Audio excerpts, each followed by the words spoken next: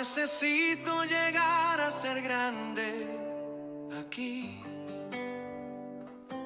No busco riquezas ni fama para mí. Todo lo entrego, lo rindo ante ti. Porque Jesús, tú eres todo para mí. La infancia y la juventud de Jesús. Bienvenidos a este espacio de reflexión teológica y espiritual. Hoy vamos a caminar juntos hacia quizás un territorio poco explorado, un terreno que casi nunca aparece en sermones o en clases de escuela sabática, ni en estudios bíblicos. Nos referimos a los años de Jesús en Nazaret. 30 años de silencio para 3 años de ministerio. 30 años de formación silenciosa para 3 años que cambiaron la historia del mundo. El Evangelio de Lucas en el capítulo 2, versículo 52, dice que Jesús crecía en sabiduría y en estatura y en gracia para con Dios y los hombres. Es una pequeña ventana que nos da el Evangelio con respecto a esta etapa de su vida, su niñez y su juventud. Este versículo encierra 3 décadas de vida, 30 años de aprendizaje, de trabajo, de vida familiar, de oración. Y la Biblia no describe más detalles con respecto a esta etapa. ¿Por qué tanto silencio? A decir verdad, los evangelios no fueron escritos como una biografía moderna, con el objetivo de narrar todo lo que ocurre en la historia, en la vida de una persona.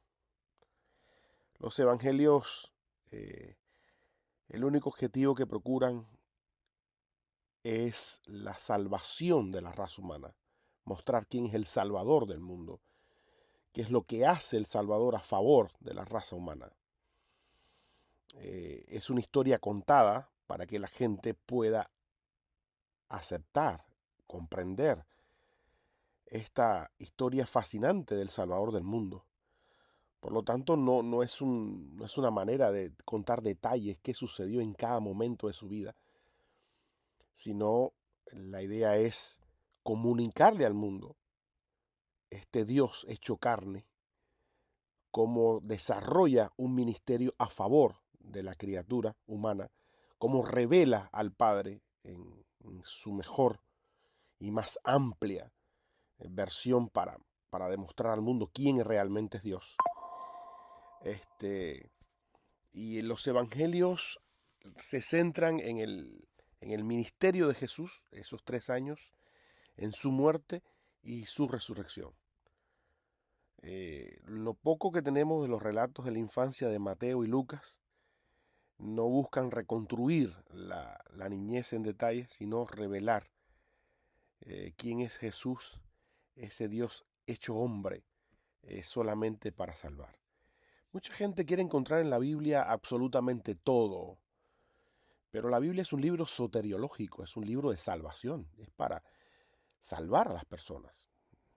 Hay personas que quieren encontrar todo tipo de respuesta. ¿Qué ropa me voy a poner hoy? Déjame ver la Biblia. No, la Biblia no es para eso. ¿Qué debo hacer en esta y determinada circunstancia? La Biblia procura que nosotros podamos entender y comprender el plan de la salvación. Y asimismo están escritos los evangelios, la información que tenemos de Jesús. Es solamente para nosotros poder tener este conocimiento de quién es nuestro Salvador. Vamos a estudiar algo así, a reflexionar sobre el mundo donde Jesús creció. Cerremos los ojos por un momento. Imaginemos Nazaret en el siglo I. No es una ciudad importante, no es un lugar famoso, es una pequeña aldea, Nazaret. Por ejemplo, las excavaciones arqueológicas dirigidas por Ken Dark. Él describe allí casas humildes, talleres sencillos, herramientas de trabajo, hornos para cocer pan, los campos pequeños, agricultura familiar. La gente en Nazaret trabajaba con las manos, vivía con lo necesario. Cerca de Nazaret había una ciudad llamada Séforis, una ciudad grande y en construcción. Según este otro arqueólogo llamado Jonathan Reed, dice que muchos artesanos de aldeas cercanas trabajaban allí, en Séforis. Es probable que Jesús creció en ese ambiente de trabajo entre herramientas, polvo, madera, piedra, trabajo diario. ¿Quién sabe si también fue en algún momento con su padre allí a Séforis también para trabajar?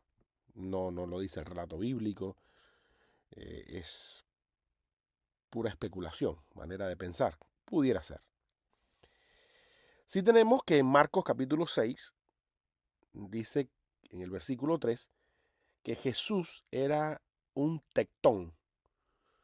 Y tectón tiene que ver con un constructor, un artesano, un trabajador con las manos. No significa que José y Jesús eran solamente carpinteros, sino esta palabra abarca un poco más, digamos.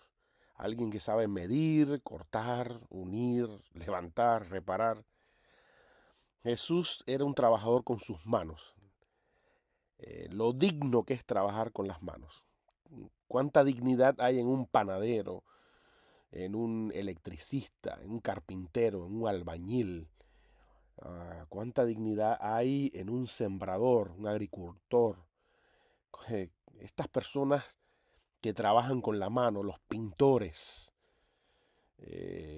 la gente que con sus manos construye. Cuánta dignidad. Jesús era allí en Nazaret uno de ellos. Aprendió a trabajar, a servir. El dulce arte de servir. Qué maravilla, qué cosa tan hermosa. Ellen White también ofrece una imagen hermosa y profunda de estos años. Ella lo que habla acerca de este periodo de Jesús, dice que María fue su primer maestro humano. Él no estudió en las academias, en las universidades prestigiosas de su época. El hogar de él fue su escuela. Mucha gente hoy que tiene a sus hijos en lo que se llama homeschooling o escuela de casa. Y qué bonito, qué hermoso. Así fue la escuela de Jesús también, su hogar. La naturaleza fue su aula. Él estaba en contacto directo con la naturaleza, algo que sería bueno que nuestros hijos hoy también dejaran un poco las redes sociales, el celular y pudieran estar un poquito más en contacto con la naturaleza como lo estaba Jesús. Y la escritura siempre fue su guía. Hay muchos que dicen, no, el Antiguo Testamento ya no es palabra de Dios. Eso es algo para el pasado, el Antiguo Pacto. Bueno, el Antiguo Pacto, el Antiguo Testamento era la escritura de Jesús. Si era la Biblia de Jesús, me imagino que nosotros no podemos desechar eso jamás. La hierba se seca, la flor se marchita, pero la palabra de Dios permanece para siempre, desde Génesis hasta el Apocalipsis. En el hogar de Nazaret no habían riquezas, pero estaba cargado de la presencia de Dios. ¿Qué hogar tan maravilloso? Un hogar no necesita riquezas para ser feliz, para sentir paz, para recibir bendición. Las riquezas no están estrechamente vinculadas con la bendición de Dios. Si eres próspero, entonces eres bendecido por Dios. Si tienes mucho dinero, eres bendecido por Dios. No necesariamente. Jesús estaba en un hogar pobre en Nazaret, no había muchas riquezas, pero ahí estaba la presencia de Dios. Tampoco significa que en un hogar donde hay abundancia, riquezas, ahí no esté Dios. Claro que aún hay abundante recursos, pues Dios está. No es una cuestión de pobreza o de riqueza. Es una cuestión de que Dios esté en el hogar. Eso es lo importante. Jesús trabajó con sus manos, ganó su pan con esfuerzo, conoció la pobreza, la responsabilidad, las tentaciones reales de esta vida. Llevaba en sus hombros ese yugo del trabajo útil. Y los años de su niñez y juventud fueron como una preparación silenciosa, pero cargada de propósito. La Biblia menciona acerca de los hermanos y hermanas de Jesús allí en Marcos capítulo 6, versículo 3, Mateo 13, 55 al 56. Él estaba viviendo en plena convivencia con su familia, sus hermanos. Eran hijos de José. Al parecer, estaba con sus hermanos en una relación tranquila, familiar, en una convivencia responsable. Jesús conoce la vida del hogar por experiencia, no por teoría. Él vivió en un hogar. Y es maravilloso que tenía sus hermanos, sus hermanas. Por supuesto, hijos de José, porque Jesús fue el único hijo de su mamá María. Aunque algunas personas piensan diferente, que José y María tuvieron hermanos, hijos posteriores, hermanos de Jesús. A la luz de lo que la Biblia muestra y lo que entendemos, pareciera que no, pareciera que José era un hombre, pudiera ser viudo, enviudó, y entonces sus hijos son ahora hermanos de Jesús, pero María tuvo su único hijo, que fue Jesús de Nazaret. Hay algunos evangelios que conocemos como evangelios apócrifos, que sugieren algunas anécdotas y experiencias de la niñez de Jesús. Estos evangelios son la infancia de Tomás, el protoevangelio de Santiago, el evangelio árabe de la infancia. Son evangelios tardíos, textos escritos en forma de devocionales. Son interesantes, pero no son historia real, verídica, comprobada. Esa información que dan estos evangelios no da mucha luz con respecto a este periodo de la vida de Jesús.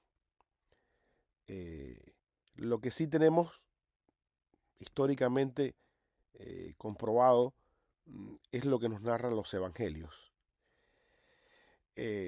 Nazaret es el lugar donde Jesús está pasando un tiempo silencioso, es un tiempo donde se va formando para comenzar su etapa más importante, que es su ministerio a partir de los de los 30 años. 30 años.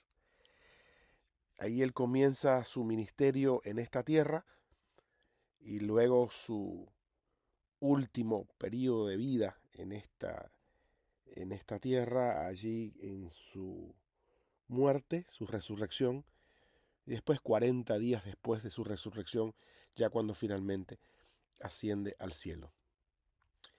Sin embargo, Jesús tuvo su niñez, tuvo su juventud, se formó en esta tierra, en un periodo de silencio, donde no tenemos mucha información con respecto a esto, pero sí sabemos que Jesús fue un niño, fue un joven que hacía todas las cosas para la gloria de Dios. Alguna reflexión así para nosotros hoy con respecto a esto. Quizás estamos pasando por algún tiempo silencioso, sin muchas penas ni glorias. Un tiempo donde nadie nos aplaude. Un tiempo donde nadie ve nuestro esfuerzo. Donde parece que nada está pasando. Y no tenemos que preocuparnos por eso. Tenemos que vivir confiados que Dios está con nosotros, que este tiempo es importante, que aunque pareciera que somos invisibles a los ojos humanos, somos muy visibles a los ojos de Dios. Cristo se preparó para su gran ministerio en estos años formativos, que no tenemos mucha información, ya lo hemos dicho, pero fueron años sumamente importantes. Toda la etapa que nosotros tengamos en este mundo de preparación es muy buena, es necesaria. Y Dios la está usando para prepararnos para lo que se viene. 30 años de silencio fue la base para 3 años que redimieron la humanidad. Los procesos quizás así ocultos de Dios nunca son pérdida, siempre son preparación. Qué lindo es hablar de Jesús, me apasiona hablar de Jesús. No podemos hablar mucho más de este periodo de su historia, pero sí nos vamos con esa reflexión, ¿no? Estos años de preparación de Jesús fueron sumamente importantes para esa época cumbre de sus 3 años de ministerio. Todo el tiempo necesario para nuestra preparación tenemos que valorarlo. Tenemos que caminar con Dios, esperar en Dios, seguir siendo transformados, seguir siendo preparados, habilitados por Dios, para cuando llegue el momento en que tengamos que desarrollar alguna tarea, algo que trascienda, que el mundo pueda ver, que se haga visible, pues tener la preparación necesaria. Así como lo hizo Jesús en su etapa formativa. Que Dios te bendiga, que Jesús siempre te acompañe. Qué privilegio es hablar del Maestro de Galilea. Si esta reflexión te gustó, te parece interesante, pues compártela con otras personas. Suscríbete aquí a mi canal y deja en los comentarios algo que te gustaría conversar acerca de Jesús.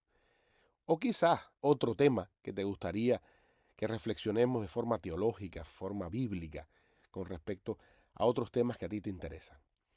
Que la paz de Dios esté contigo, que Jesús siempre te acompañe.